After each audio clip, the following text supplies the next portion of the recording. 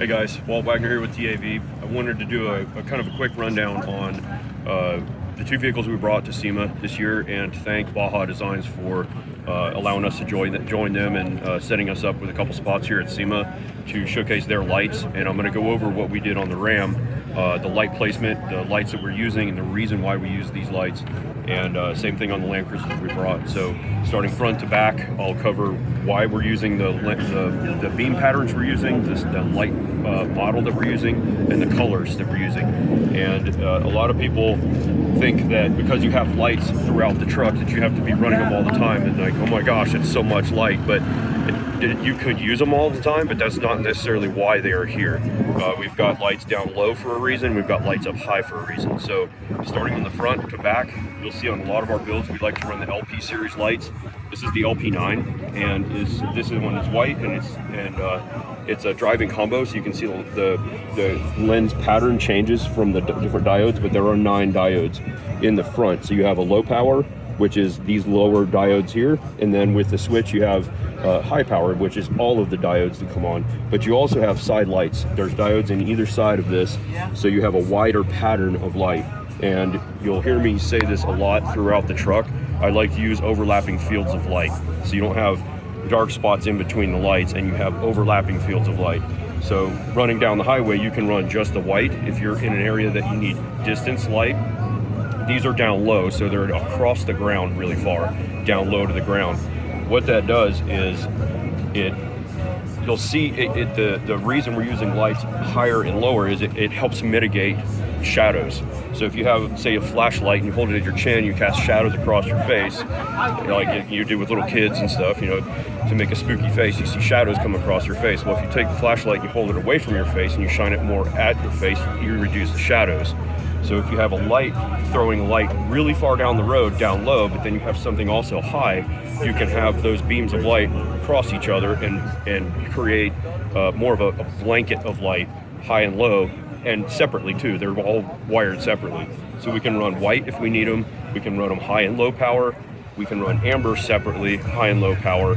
And this is good for, say, like dust or oncoming traffic even during the day. You can see an amber light usually a lot easier than you can see a white light. So if you're even running this on a low power, or even the backlights that come on with these lights are very, very functional for oncoming traffic without it being very overwhelming for the oncoming driver. So amber is a very huge benefit over white at times, but white tends to penetrate further into the dark, and your eye can pick up further into the dark with a white light. So it's just how the individual's eyes react to light, colors of light, and the beams of light too, how you're going to use it and the speed you're going to be driving. So a lot of times you'll see light bars and things like that. That's to reach as far down the road as you can when you're traveling at a higher speed, so you can anticipate an obstacle or see an animal or something like that further down the road. We live in New Mexico, so when we're traveling north at night, we have a lot of elk, we have horses and cows, a lot of open ranges and stuff that we'll travel. So it's nice to have light that shoots way down the road. In one trip, I've seen horses, cows, elk, deer, coyotes, everything all in the same trip. And we were able to see them really far off into the distance, and usually not even have to worry about them, slow down and just let them cross. So it's really a good functional use of light down here on the bumper. Kind of moving, this is something else that I like to do personally. This bumper, a lot of bumpers tend to hide a winch away, so I actually cut a window into this so I could see the winch line, but I have a Baja Designs dome light, so it has a button on it right here that you can turn on and you can see the winch drum. So if at night, instead of, even if you have all the lights off, instead of having it dark down in here and not being able to see your winch, if you had to run it, say you're moving a tree off the trail or recovering a vehicle or something like that, you can have this dome light on and it'll shine right down on the drum, so you can see if something gets bound up in there or if it's building up on one side or the other. It's just a nice little use of light up in here. Kind of moving back just a little bit, what we do for rock lights, what I tend to do for rock lights, Baja Designs does have a rock light kit that you can put throughout underneath the truck, and they're very small. They're the same size as the dome light, but I personally like to use the S1s in a work scene pattern. So it's a very, very wide beam pattern, and I put these in places that the lens cover, or the lens itself, won't get covered in mud or snow or anything like that. And I've got it aimed at the ground in a certain way to where they are adjustable to a certain extent. You can kind of point them wherever you want, but I like to have them pointed in on the ground in a very specific area to where it backlights the axle and the tire, so I can actually see on the ground where obstacles are relative to the axle housing and the tire, instead of having it in the fender well where it's shining on suspension and casting shadows down onto the ground. I have it shining on the ground itself. And kind of moving up, I'm going to touch on that again here in a second, but moving up, we're running S1s in the same beam pattern on the sides of the truck. So with this camper being a removable camper and it has a flatbed, I have two side lights, one on the roof rack. So this is all working light, very wide beam pattern. Again, overlapping fields of light for either working out here at the side of the truck, or you can have it, shining closer to the ground to where you can have it as an area light, a camp or something like that. The LP4s on the roof are also kind of for high up light. Like those are amber. Those aren't intended to be, used at 100 miles an hour way down the road, although you could probably with just those lights alone. But it's that overlapping field of light I was talking about earlier, bringing it from the top, light shining down. Obviously you can't go so far because you have the hood and you'll cast a shadow on the ground, but that's where the lower lights on the bumper kind of take place, and they cast a shadow down lower, and it mitigates all of your shadows. And it's really nice because a small bump can look very large when you're off-road, or a ditch or something like that. Got to move it back. You can see the other side light that we're using on this particular bed. So this headache rack is the dirt box overland stuff that we're working with is all extrusions. So we can hide our wires inside these extrusions and run it down inside. So it's really clean, and like you can't even hardly see the wire off of this light. It just dumps right out the back of the light straight into the extrusion. And we drilled a little hole and we pushed it in, and we can run it permanently on this. So if the camper is removed, this camper will lift off and we have a flatbed. The lights can stay in place. And we can even hide lights like this up inside to where we have working light in the bed as a flatbed in work truck, basically work truck mode. Kind of moving back just a little bit more, those S1s, we have one in the center of the truck. So we have the two up front shining down, one in the center of the truck shining back, and then one shining forward from the middle of the truck to kind of completely illuminate the bottom, the underside of the truck without having shadows. So right here on the rear corner of the truck, you can see we also use an S1 here. This is our chase light. It's a work light. All these are powered off of the factory switches in the truck. So this can be run as a chase light. We can aim it outboard if we want to, but have them aim straight back. And we drill a hole right in the back here, and we just punch that wire straight in, so you don't even see any wires off of the light, which for one, it's a clean thing, but for another, it just keeps everything, out of harm's way, as far as electrical goes. Right here, we're running a work scene squadron, and this is, again, it's a very, very wide beam pattern. So when you have two of these, it's overlapping. So when you're operating the rear camera, maybe backing up to a hitch or trying to get really close to something, you can see back here, and you can, with this light on, you can actually see out of your mirrors. Could you say that again? You can see out of your mirrors, and it illuminates everything back behind you. So you can just glance out of your mirrors and see what's behind you as well as in your camera without having to worry about smashing into anything. The rear rock lights are right here on the frame, and I like to have that overlapping field of light, so I have them crossing. So if you have a light on this side aiming over here, your beam pad, it gives your beam a chance to open itself up and really illuminate the ground, more so than if it was pointing straight down.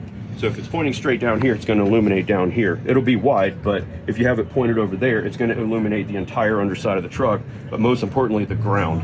So you've got like the hitch, and you've got a little bit of wire harnesses and stuff in here that could be in the way. So we tried to make that an unimpeded view for the light to come cross over and hit the ground on both sides. So it illuminates everything on the underside of the truck.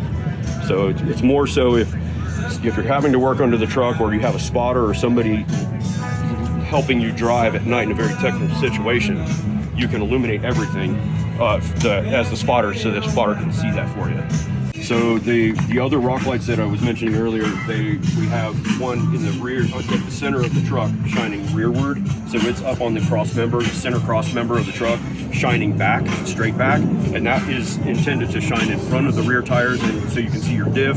Your drive shaft's not going to hit anything, so it illuminates the ground all over, from the center of the truck back. You have another one shining forward as well. So continuing on with the light, the thought process on the light layout on the Ram, I wanted to kind of show what we did with the Land Cruiser that's sitting here out here at SEMA. We are working with far less lights on this truck. This is what we felt like would be appropriate for the Land Cruiser. Most everything in the front of the truck is amber on this truck. So we're running an LP9, just like the Ram. It's the driving combo, high and low power, and we're running 2 of those on the front bumper, but then right next to that, we're running a Squadron flush mount. Now this faces off to the side of the road, so the intention of that is more for the shoulder, like immediate shoulder area. So if you're looking out around your A-pillar of the truck, you're actually illuminating what's right here in front of you.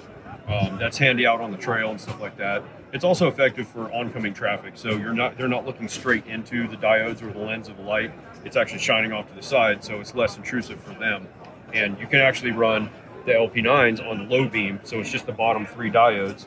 You can run that on low beam as like a fog light, and that's down the road. Kind of moving directly up from that, we're running 5 of the LP4s on the front of the camper here. Those are also in a driving combo, and that is that overlapping field of light I was talking about before, where these are up high, a little bit for down the road, a little bit higher, overlapping field of light for what's down low on the bumper. And moving around, we don't really have any lights off to the side of the camper, but moving around to the back, we did something a little different here. So these are actually turn signals. So it's hooked up to the actual turn signals of the truck, because the camper lights are right underneath the boxes where the brake light is, and we wanted to make sure that you could see it not only directly from behind the truck, but in very bright sun, like in the desert in New Mexico, you can see this amber light all, any time of day or night without it, getting lost into the back of the truck. And it's shining down at an angle as well, so oncoming traffic can see that, at any angle. The flush mount lights, the S2 Pros, are a white wide cornering, are actually a work scene. And that's more for, on your reverse switch. This one's actually hooked up to come on as a reverse light, but it's also on its own switch inside the truck. For our third brake light, we're running the Baja Designs brake light right here, up here at the top, right above our camera. It's, since this camper was, modification, took out all the third brake lights and factory turn signals and stuff, we're using the Baja Designs tail light and brake light.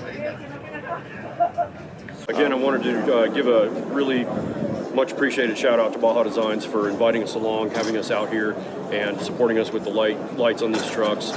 We've got so much time with these things down in Baja, running Baja 1000 this year with the Ram, and really actually putting that stuff to hard good use overnight. So just very grateful to those guys. Wanted to kind of give you guys input on how we're setting these things up, why we use lights the way we do, and that you don't have to use them all at once. If you want to, you can, but a lot of people think that you've got a lot of lights on a vehicle, it's overkill. Well, they're all there to do something very specific. So hope you got something out of this and could see the reasons why we're trying to do some of these light layouts. And if you got any questions, just hit us up on Instagram at TAV LLC, on our website TAVLLC.com, and on YouTube.